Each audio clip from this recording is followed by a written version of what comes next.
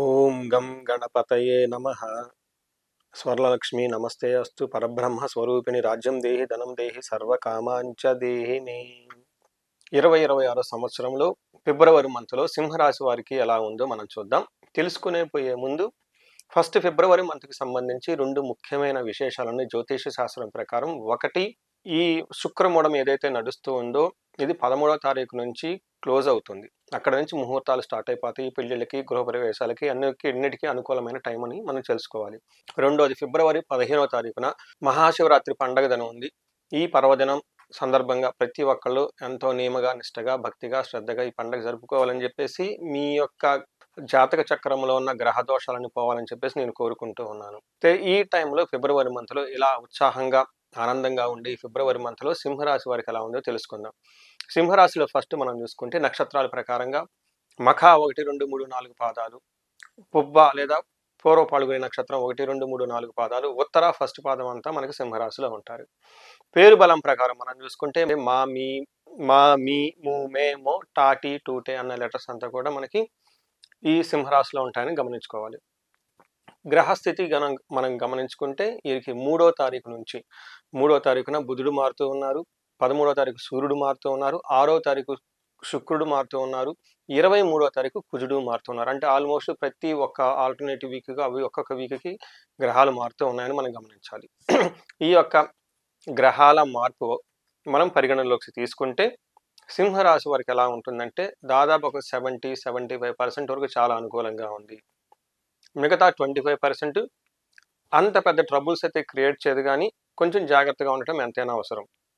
ఇందులో మనకి మహర్షులు ఏం చెప్తారంటే, సూక్ష్మ గోచారం, లఘు గోచారం అన్న కాన్సెప్ట్ ప్రకారం చూసుకుంటే వీళ్ళకి చిన్న చిన్న వర్డ్స్లో మన సంస్కృతంలో మహర్షులు ఎలా చెప్పారంటే, యాత్రాం సంపదం యురోధం యువత జన బాధ అని చెప్తారు. అంటే యాత్ర అంటే ఈ రాశి వాళ్ళు తీర్థయాత్రలు కానీ లాంగ్ ట్రావెల్ చేసే అవకాశం ఎక్కువగా ఉంటుంది.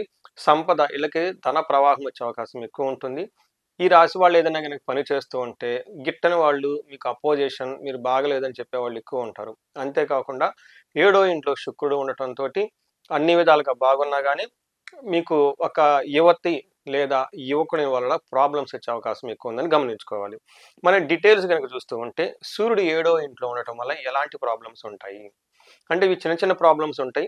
అవి ఎలా ఉంటాయంటే, సామంత జన విద్వేష దారాపీడ స్వతామయం ఉత్సాహ భంగకారిణి గోచారస్తే సప్తమే రవి అని మనకి సంస్కృతంలో మహర్షులు చెప్తారు. దాని మీనింగ్ ఏంటంటే, సామంత జన విద్వేష, మీ దగ్గర ఉన్న ఎంప్లాయీస్ కానివ్వండి, సబార్డినేట్ కానివ్వండి, ఎవరన్నా ఉంటే మీకు సపోర్ట్ చేసేవాళ్ళు ఎవరన్నా ఉంటే వాళ్ళు మీకు సపోర్ట్ చేయకుండా సడన్గా వాళ్ళు మీకు అందుబాటులో లేకుండా ఉండి ఇబ్బంది పడే పరిస్థితుల అవకాశం ఎక్కువ ఉంటుంది. దీనితో పాటు ధారాపీడ స్వతామయం అని చెప్తారు. అంటే ఏంటి, భార్య ద్వారా భార్యలకు హెల్త్ బాగుండదు అని గమనించుకోవాలి. అంతేకాకుండా ఉత్సాహ భంగకారిణి, మీరు ఎనర్జెటిక్గా హై లెవెల్ ఉత్సాహంగా ఏదైనా పని చెయ్యాలి అని మీరు అనుకుంటే ఆ పనికి ఆటంకాలు వచ్చి మిమ్మల్ని నిరుత్సాహపరిచే అవకాశం చాలా ఎక్కువగా ఉంటుంది. సో ఓవరాల్గా ఫిజికల్గా చూసుకుంటే చాలా టైర్డ్నెస్గా, లేజీగా ఉండే అవకాశం ఎక్కువ ఉందని గమనించుకోవాలి. సూర్యుడు వల్ల అంత పెద్ద పరిస్థితులు, పెద్ద పెద్ద ప్రాబ్లమ్స్ అయితే ఏమీ రావని మీరు గమనించుకోవచ్చు. అదేవిధంగా కుజుడు మీకు 6వ స్థానంలో ఉండి విశేషంగా, శోభాయమానంగా, దివ్యంగా సపోర్ట్ ఇస్తూ ఉన్నారు. మనకి మహర్షుల సంస్కృతిలో ఏం చెప్తారంటే, 6వ స్థానంలో కుజుడు ఉంటే విపరీతంగా కలిసి వస్తుంది, సపోర్ట్ వస్తుంది, మంచి జరుగుతుంది. ఏ ప్రకారంగా అంటే వస్త్రలాభం, ధాన్య లాభం, ధనలాభం, యశోతదహ, ఉల్లాసో ధర్మ సిద్ధి, షష్టమస్తే భవేత్ కుజ అని మనకి మహర్షులు చెప్తారు. దీని ప్రకారం ఏంటి, మనకు వస్త్రలాభం, షాపింగ్ చేసుకుంటూ ఉంటాం, ఆరోగ్యం బాగుంటుంది, ధనం చక్కగా వస్తుంది, రైతులకు పంట దిగుబడి వస్తుంది, కీర్తి ప్రతిష్టలు ఉంటాయి, మనసంతా చాలా ఉత్సాహభరితంగా ఉండి ధర్మసిద్ధి అంటే మీరు మంచి ఉద్దేశంతో ఏదైనా కనుక పని చేస్తే ఆ పనిలో మీకు సక్సెస్ వస్తుందని గమనించుకోవాలి. సో ఈ ప్రకారం ఏ ప్రకారంగా చూసుకున్నా కుజుడు మీకు మంచి వాతావరణాన్ని ఇస్తూ ఉండే అవకాశం ఎక్కువగా ఉంటుంది. అగైన్ కుజుడు మీకు కొంచెం హెల్త్, పర్టికులర్గా బాడీ టైర్డ్గా ఉండటం, ఓవర్ హీట్ చేయటం, కాఫ్, కోల్డ్ ఇలాంటివి వచ్చే అవకాశం ఎక్కువ ఉంటుందని గమనించుకోవాలి. నెక్స్ట్, బుధుడు మీకు 7వ స్థానంలో ఉండి కొంచెం ఇబ్బంది పెట్టే పరిస్థితులు ఎక్కువగా ఉంటుంది. లావాదేవీలు, బ్యాంక్ ట్రాన్సాక్షన్స్, ఆన్లైన్ ట్రాన్సాక్షన్ విషయంలో కొంచెం ఇబ్బందికి గురవుతారు. శుక్రుడు మీకు 7వ స్థానంలో ఉండి మిక్స్డ్ రిజల్ట్ ఇస్తూ ఉంటారు. ఒక సందర్భంలో మీకు లవ్, రొమాన్స్, ట్రావెల్, ప్లేజర్స్ ఇట్లాంటి విషయాల్లో మీకు చక్కగా డెకరేట్ చేసుకోవటం, అలంకరణ చేసుకోవటం, డిగ్నిటీగా ఉండటం ఇలాంటి పనులని చక్కగా చేసుకుంటూ ఉంటారు. వీటితో పాటు శుక్రుడు కొన్ని మీకు ఛాలెంజెస్ని తీసుకొని వస్తూ ఉన్నాడు. అవేంటంటే మనకు సంస్కృతంలో మహర్షులు ఏం చెప్తారంటే కోపస్తదహ భీది సర్వ క్లేశ జీవనం స్త్రీ జాడ్యం మేహ రోగాది భృగో సప్తమగే ఫలం. అంటే భృగుడు అంటే శుక్రుడు 7వ ఇంట్లో ఉంటే ఏమవుతుందంట, కోపస్తదహ కోపపూరితమైన వాతావరణం ఎక్కువగా ఉంటుంది, కొంచెం భయం కలిగే పరిస్థితులు ఎక్కువగా ఉంటుంది. మోస్ట్లీ స్త్రీల ద్వారా, ఇంట్లో కానివ్వండి బయట ద్వారా కానీ ఎవరైనా స్త్రీలు మీకు కొంచెం ఇబ్బంది కలిగే పరిస్థితి ఎక్కువగా ఉంటుంది. ఇన్ కేస్ మీరు ఎవరైనా కనుక లేడీస్ ఉంటే పురుషుల ద్వారా ఎక్కువగా ప్రాబ్లం వచ్చే అవకాశం ఎక్కువగా ఉంటుంది. యువత జనబాధ అంటే బేసికల్గా ఈ గొడవలు యంగ్ వాళ్ళతో వచ్చే అవకాశం ఎక్కువ ఉంటుందని గమనించుకోవచ్చు. సో ఇది మీరు చూసారు కదండి, ఏ గ్రహం ఎలా మీకు అనుకూలంగా ఉందో ప్రతికూలంగా ఉందో తెలుసుకున్నారు. ఇప్పుడు నక్షత్రాల వారీగా చూసుకుంటే మఖా నక్షత్రం వాళ్ళు మనం చూసుకుంటే వీళ్ళకి పాజిటివ్ సైడ్లో ధనప్రాప్తి ఉంటుంది, జయం ఉంటుంది, రాజ్యలాభం ఉంటుంది. ఇవన్నీ మీకు పాజిటివ్గా ఉన్నాయి. అలానే ఛాలెంజెస్ కొని చూసుకుంటే మీకు భయము, రోగము, బంధనము అంటే బంధించబడినట్లు ఏదో ఒక డెసిషన్ తీసుకోలేకుండా కన్ఫ్యూజ్డ్ అయిన పొజిషన్లో ఉంటారు. దేనికో ఒక దాని విషయం గురించి పర్టికులర్గా స్త్రీల విషయం లేదంటే లేడీస్ అయితే జెంట్స్ విషయంలో ఏదో ఒక విషయంలో భయపడుతూ ఉండే అవకాశం ఎక్కువగా ఉంటుందని గమనించాలి. అలానే పుబ్బా నక్షత్రం వాళ్ళు మనం చూసుకుంటే వీళ్ళకి విశేష ధనప్రాప్తి ఉంటుంది, జయం ఉంటుంది. అదే ఛాలెంజెస్ కొని చూసుకుంటే వీళ్ళకి బంధనము, భయము, రోగము అని చెప్తూ ఉంటారు. ఇక్కడ బంధనము అంటే అగైన్ ఇందాక చెప్పిన విధంగా కన్ఫ్యూజ్డ్ అయిన వాతావరణంలో డెసిషన్ తీసుకోలేని పరిస్థితుల్లో ఉంటారు. మోస్ట్లీ లాస్ట్లీ అండ్ ఇంపార్టెంట్ ఉత్తర ఫాల్గుని నక్షత్రం వాళ్ళకి జయప్రదంగా ఉంటుంది, ధనప్రాప్తి ఉంటుంది, జయం ఉంటుంది, అంతా అనుకూలంగా ఉంటుంది. వీరు కూడా బంధించబడినట్లు ఉంటారు, భయప్రదంగా ఉంటారని గమనించాలి.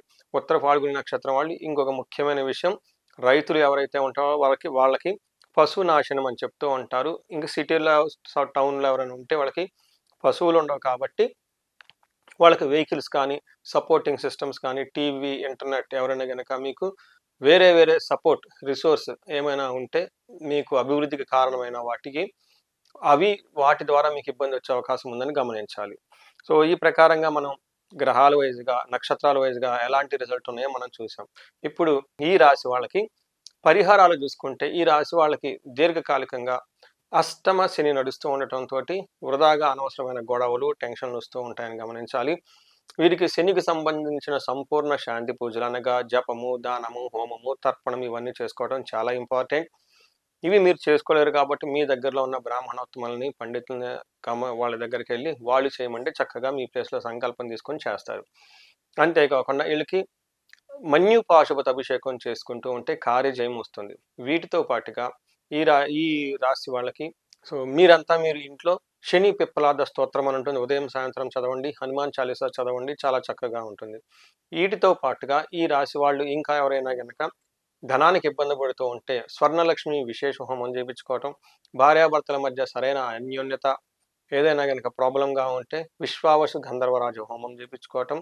వీటితో పాటు ఇప్పుడు ఎగ్జామినేషన్ టైం కాబట్టి ప్రతి ఒక్కరికి ర్యాంక్స్ రావాలని కోరుకుంటారు, ఉత్తమ గ్రేడులు రావాలని కోరుకుంటారు. కొంతమంది అకాడమిక్స్లో చాలా పూర్ పెర్ఫార్మెన్స్తో సబ్జెక్ట్స్ అని బ్యాక్లాగ్ ఉండే అవకాశం కూడా ఉంటుంది. ఇలాంటి వారికి వాళ్ళ యొక్క ఇండివిజువల్గా జాతకం చూపించుకొని ఆ జాతకం ప్రకారం ఏ యొక్క దేవుడిని కనుక పూజిస్తే చదువు బాగా వస్తుందో తెలుసుకోవాలి.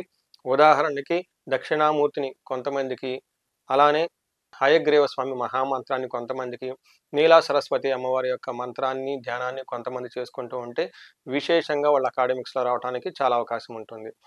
ఇంకా ఎవరైనా చక్కగా చేసుకోవాలనుకుంటే ఈ పైన ఉదాహరించబడిన ముగ్గురు దేవతలకి జపాలు చేపించటము, దానాలు చేపించటము, పాశుపత అభిషేకాలు చేపించటం, హోమాలు చేపించడం కనుక చేస్తూ ఉంటే అకాడమిక్స్లో ఖచ్చితంగా రాణించే అవకాశం ఎంతైనా ఉంటుంది. సో ఈ రాశి వారికి అష్టైశ్వర్యాలు కలగాలని, భోగభాగ్యాలు కలగాలని, అందరూ సుఖంగా ఉండాలని కోరుకుంటున్నాను. నమస్తే.